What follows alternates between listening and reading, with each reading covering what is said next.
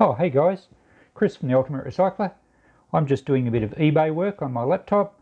I've been on eBay for probably about 20 years on and off. I actually lived off it at one stage. So eBay is a great marketing tool, but what I'm going to talk to you about in this video is using eBay as a research tool. Now, if you know your way around the search function on eBay, you can use it to your advantage, whether you just want to find out what something of Grandma's is worth, or whether you're looking to sell your own item and you wonder if it's worthwhile, or you want to buy stuff. And you know, there's a number of ways to search, and with a bit of experience you can get quite good at it, but there are some tips and tricks that I'll share with you. So come with me and we'll have a look. Now, the first critical thing when searching, whether it's on eBay, which we're on the eBay homepage here, or whether it's through Google, or whether you're researching through any part of the internet really, the first critical thing to understand is keywords. Now, if you're experienced at this will be all pretty basic. You may even have some input in the comments if I've forgotten something, so feel free. But keywords are basically searchable words that lead you to what you want to find. Just for example, if we type in here biscuit tin on eBay and we click search, we're going to get hundreds and hundreds, oh there you go, nearly 2,500 biscuit tins. So if we're a collector of biscuit tins, we're going to search the term biscuit tin. Obviously there's basic things like you have to get the spelling right or you're not going to find it, and you will probably need to narrow it down because you're not just going to search through 2,500 biscuit tins every time you search. Now, by default, when you search eBay, currently it doesn't select a region. So we had said nearly 2,500. We'll just click Australia only, and it's just over 2,000. Now, I'm not sure where that 2.5 comes in, because if we click worldwide, I think we'd have a lot more. Let's go worldwide. And the results are over 6,000. So look, if we collect Australian biscuit tins, we're not going to search worldwide. There may be some, but the postage will be prohibitive generally. So, all right, we're in Australia. We're just over 2,000 biscuit tins. Now, let's say we want to narrow it down to our particular area, which might be Arnott's, a well-known Australian company for biscuits. So we'll do a search there, and we've got 199 Arnott's biscuit tins. Now, these are currently on auction at the moment. Now, something we need to consider is that not every seller is going to write biscuit tin. They will probably write Arnott's. In fact, they'd be silly not to. But let's take out the word biscuit and just search Arnott's tin. Now we have 251. So that's actually more, because some of them didn't use the word biscuit, and it's turning up auction results that have got the word biscuit, and obviously some of them won't have now because they're not searching for the word biscuit. That one still says biscuit. Most of these do. But it's something to consider, and I would recommend you, when you're searching for something, start with the minimum amount of keywords to get a field of results, and then you can narrow them down by various means. Now, we could maybe even leave out the word tin, but then we're going to get a lot of Arnott's products that don't include a tin, so it's probably a necessary word if we're a tin collector. We could, however, take out the word tin and search in the collectible advertising tins category, or there's a collectible biscuit tin category. So you can search a really basic single word in a particular category to find what you want. If we just searched Arnott's as we are now, without being in any category, we've got 631, and that includes actual biscuits and all sorts of stuff, a lot of new stuff. But we can now go to collectible biscuit tins, and we're down to 120. So there's lots of different ways of searching, and it's a matter of trying each way, because sometimes someone might have put an Arnott's tin in a different category other than biscuit tins. There's all sorts of reasons why. I was mucking around before and saw a cricketing one with Don Bradman, and it was an Arnott's tin, and they put it in the sporting category. So you're probably best not narrowing it down to categories too much. It just depends what the seller does. So if we just go back, there's something else to throw into your mix here. We could leave it as Arnott's tins or tin. Generally tins or tin is fine because the plural is just accepted by eBay. So we're back to our 250 odd items. It changes all the time because auctions finish and new ones are added.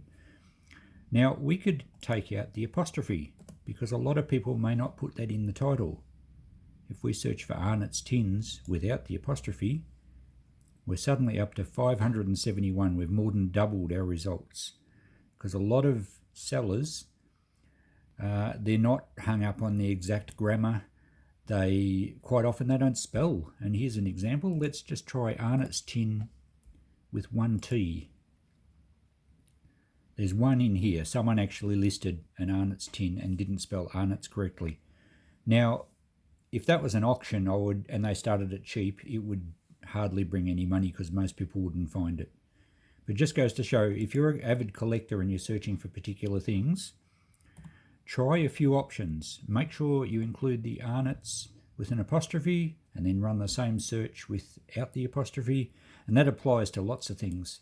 So whatever your particular collectible is, keep that in mind. Right, we're back to our 250 results here. Now, there is an advanced search option which gives you a lot of these options, but if you know the tricks, you won't have to go there. I'm going to use quotation marks here, which forces the search system to to search for the exact words, because sometimes the search system will just suggest other ones that are close. But by doing this, it will search for listings with Arnott's with the apostrophe S and also the word tin, and it will give us results guaranteed to include both those words. Now, just for an interest, let's also include the word Arnott's with no apostrophe, and I'll put that in quotation marks. So let's see if there's any listings where sellers have included both options of the spelling of Arnott's.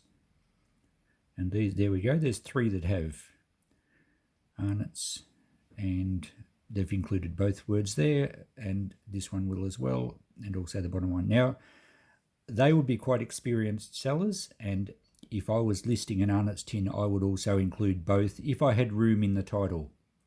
And that's another thing with keywords when you're actually selling. To give yourself the best chance of selling an item, use up all your characters in the title and get as many keywords in there as possible. Now, before I go, and I won't make this video go on too long, there's a couple of other things to get used to with searching. We just touched on having apostrophes around each word, not apostrophes, sorry, quotation marks, to make sure the search system does search those exact words. If you search a phrase with quotation marks, so Arnott's tin, the search system will find listings with Arnott's and tin in that exact order. So sometimes that's useful depending what you're searching. In this case, we've only got 4 that actually say Arnott's tin, and I've used the apostrophe. Let's take out the apostrophe, so Arnott's tin as one phrase, and we have 15 different options, and they all have the word Arnott's tin as in that exact order with no other words in between.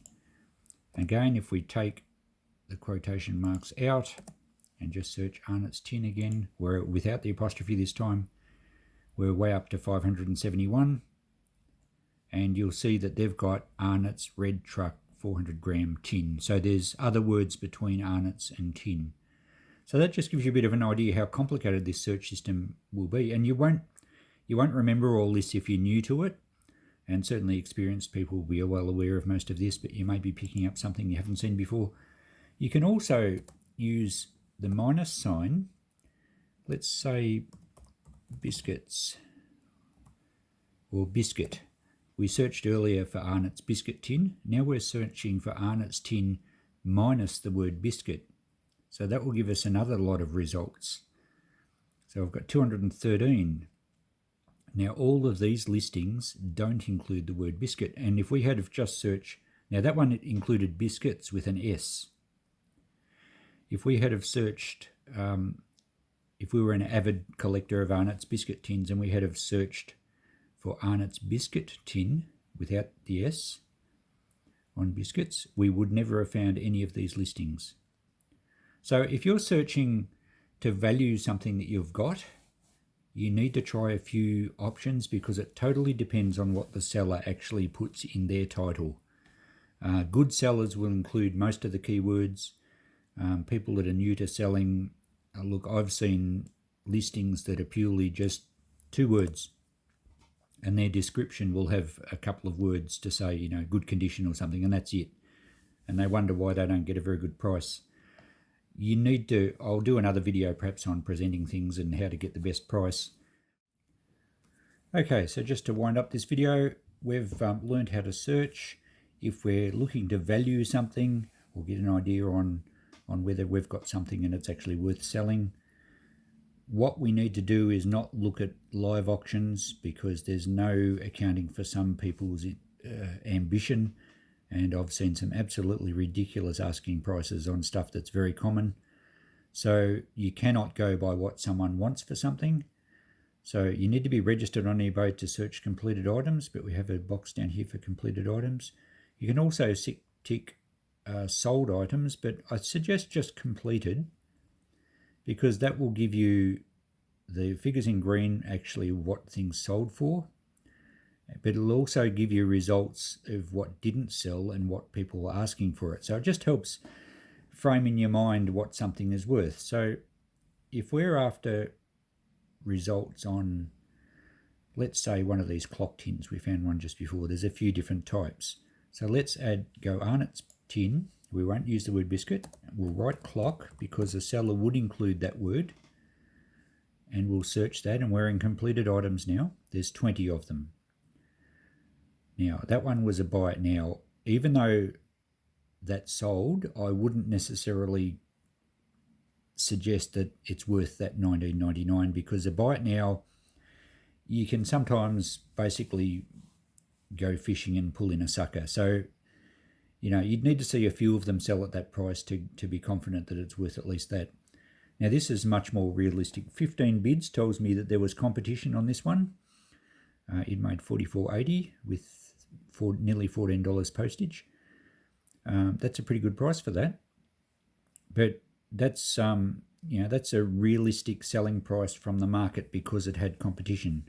It's not a set in concrete price, but that's what this one made. And if the seller had good feedback and it was listed well and it was in the right categories, it gives you a guide that if you've got one of those, you could say, all right, it might be worth about $40 or $50. Let's see if we can find another one. Here's another one here that had buy it now 35, same type. These other ones don't seem to sell as much. That one was a best offer at $9. So we've only found 2 of those more expensive ones. Here's another one, and it made 30, best offer. So they're clearly a more sought after Arnott's clock tin than the other ones. So you can see how you can gauge a bit of a value for something when you see a few results and you see some that have had multiple bids. Now, finally, just a couple of points on the prices that sellers do get. We'll click on this one because it had the most action. And what I like to see to give me confidence that it was a realistic market price is the seller's information. They've got a bit of feedback, 310, they've been around for a little while. Let's click on the listing. Here we go. So they've got 100% positive feedback, always a good sign. They're going to command a good price, experience and good feedback. Their postage seems reasonable. Their description's relatively short, but I'm rather guilty of writing big stories. But I feel that getting the best price for something really involves bidders having confidence that they're going to get a good item. And if you can demonstrate, for a start, with your feedback and your history, and if you can demonstrate that you're presenting your product nicely, there's good photos here and that helps. And I find that a detailed description always helps give bidders confidence. They know that they're dealing with someone that's hopefully got a good reputation and will look after them and not rip them off. So there we go, we'll finish up this video now. So thanks for watching. Feel free to pop over to my Facebook page called The Ultimate Recycler, and you can ask more questions there if you like, or give us some feedback on this video, and we'll see you in the next one. Bye.